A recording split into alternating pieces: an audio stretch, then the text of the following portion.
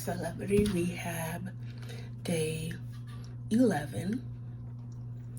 Today was group session, and Wednesdays are always the hardest day for me because I have solo therapy on Tuesdays, and I think the other people that I'm in group session with all do ketamine treatments on Tuesday. Like group ketamine, I'm the only one that's not doing it.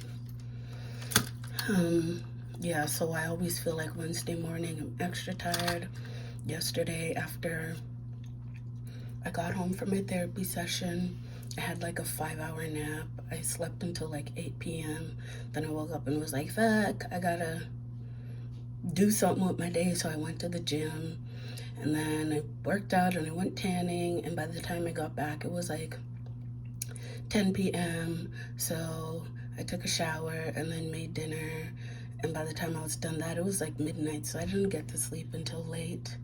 And then I woke up early this morning to do my laundry. But I still went in. As much as I didn't want to, I still went in. Now, had you told me that today in group session we would be discussing grief, I don't know that I would have went in. It was the heaviest session to date. It's real quiet in there, bitch. Lots of tears from everyone. And they even played that scene from Inside Out that I was talking about last week with Bing Bong, where he realizes Riley's growing up without him, and then sadness sits with him. And that's really when But we discussed the different kinds of grief, and she was talking about how the 5 stages of grief is kind of an outdated way to look at grief. So I'm gonna get my binder out so I can, not that I even remember what page it's on, but I really wanted to share, hi Jesus, what even the different types of grief that we discussed today, because it made me realize just how much grief I have experienced in my very short life. Not that I didn't know that I have experienced a lot of grief. Like, my life has just been riddled with loss, and we're talking about the different kinds of loss and grief. And so I don't even know that I know what fucking page this shit is on. Of course when I'm looking for it, I can't find it. Give me a moment, y'all. Is this ACT? I think. This is crazy. Why can't I find it?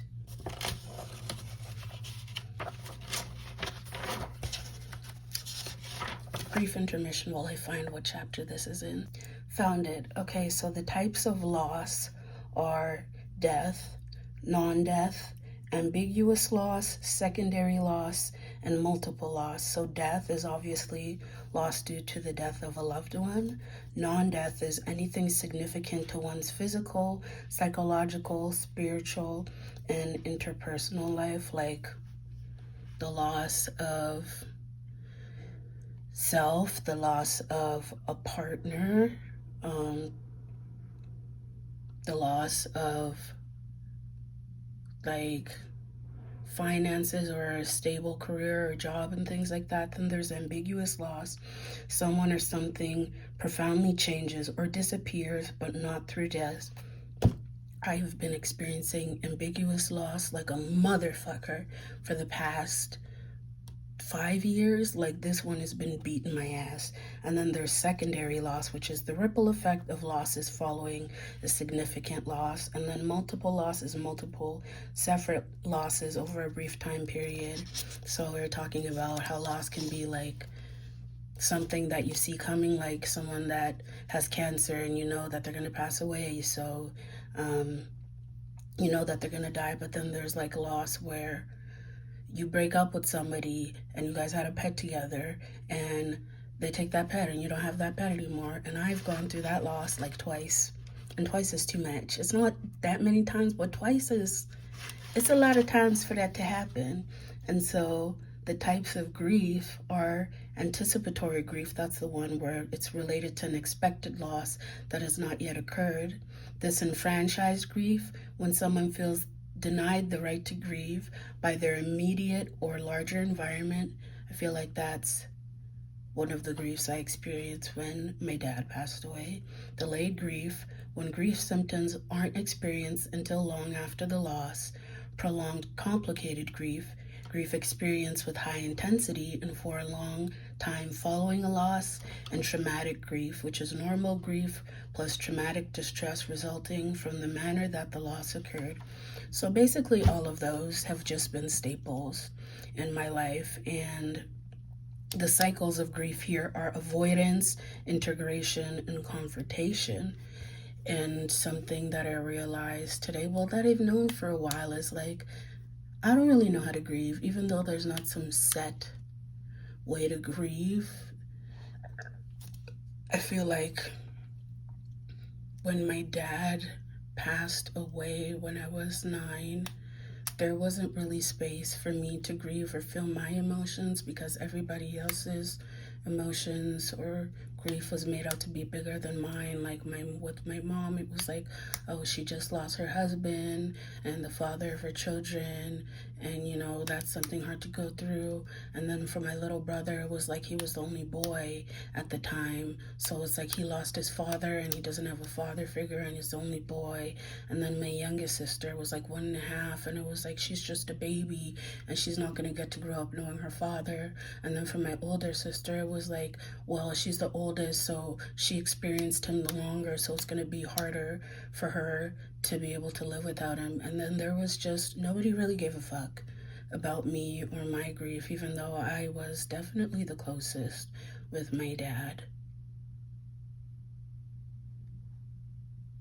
And he was my rock, my best friend, and my protector. But it was like he died, and everybody was like, your grief doesn't matter that much. You're the middle child. Everybody's feeling more hurt than you. But even though we all lost him, nobody ever talked about it in my family. It was like he died. We were all sad for like a month. I remember like right after my dad died, I still didn't believe that he died. I thought that he was going to come back, and I would wait by the door for him every day, because after work, we would all wait by the door for him, and he'd come in and we all jump into his arms. And so I would still wait by the door for him to come back. And I think it took me a while to like register that, like, oh, this is what death is. He's not coming back. And then my family was so broken after that. I kind of felt like since I was closest to him, I had to like pick up the torch and take his role, because nobody was really able to function. And so 9-year-old me, I don't know how, just went into autopilot and taking care of others. And I've always said that my sense of humor came from my dad, and it really did, because he was the funniest person I knew and very playful. But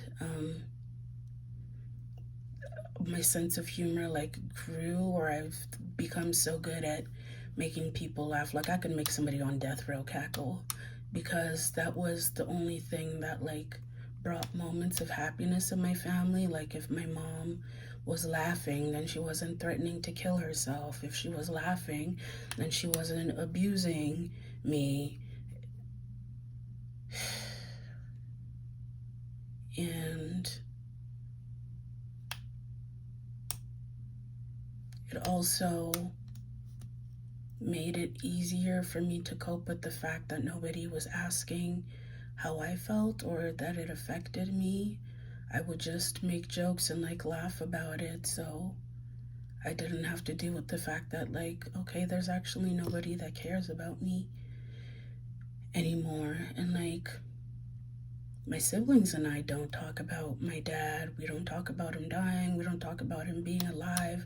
And so I've just felt for a long time like, am I crazy for feeling all of the intense emotions, or like the big emotions I feel about my dad or him dying? And like after he died, my mom's brother had come down from Tennessee, and he had like taken all of my dad's shit and thrown it away. I don't know why he thought that was a good idea, but it was like, so I didn't have to anything to remember him by either. And it was like this person that I love so much was just here one day and then he wasn't, and nobody talked about it. And that was like a reoccurring theme in my life, because I'd grown up with my older cousin, who I thought was my sister for the longest time.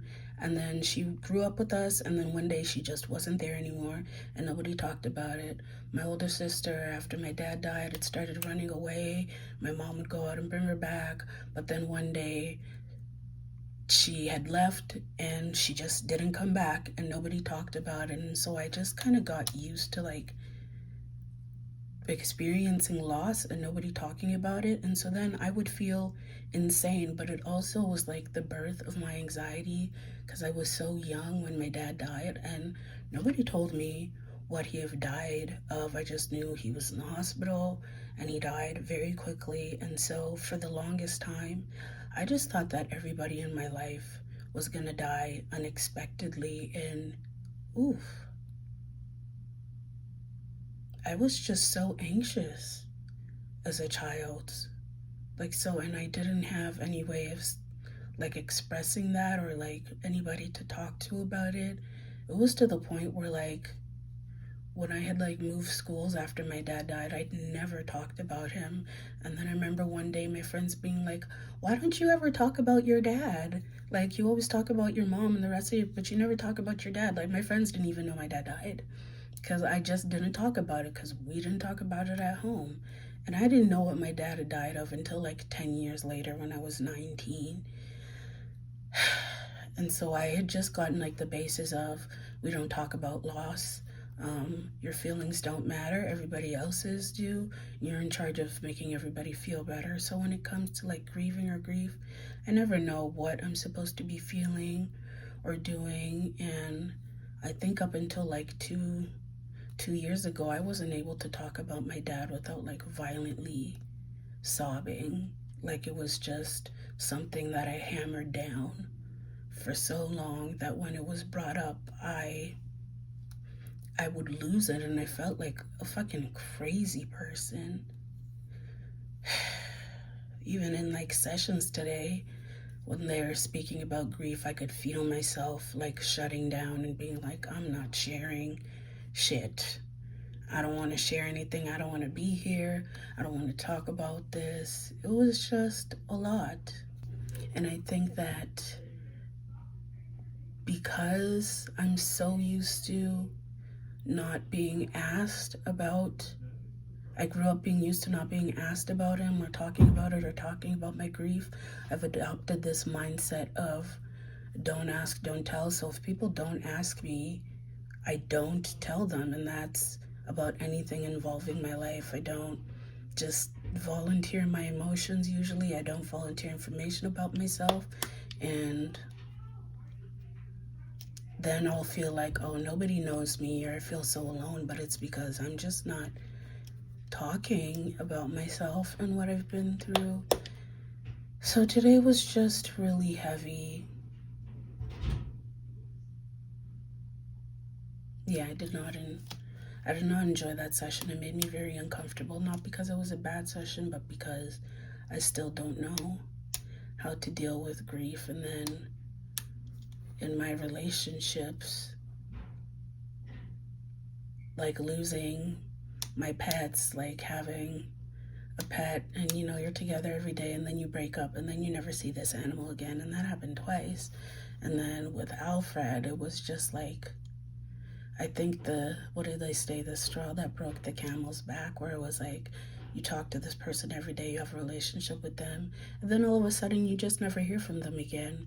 And I had spoken to him about like that and my fear of abandonment when we had first started to getting to know each other. So for him to like hurt me in that way, it just cemented in my mind that like forever doesn't exist.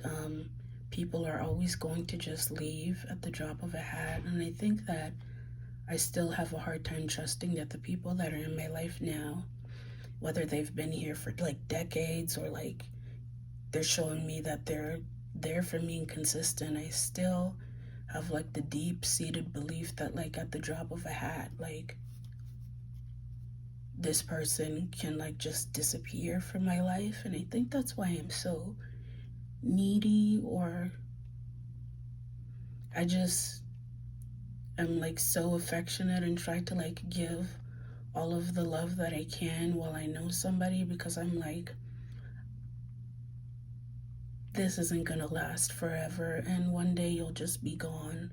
Like, none of this ever happened, like, we never had a relationship. And I don't know, it definitely is one of the reasons why I have such a like wall up in my all of my relationships, be it friendships or romantic, because I'm just scared of being abandoned and experiencing that loss, even though I've experienced it over and over and over again. And so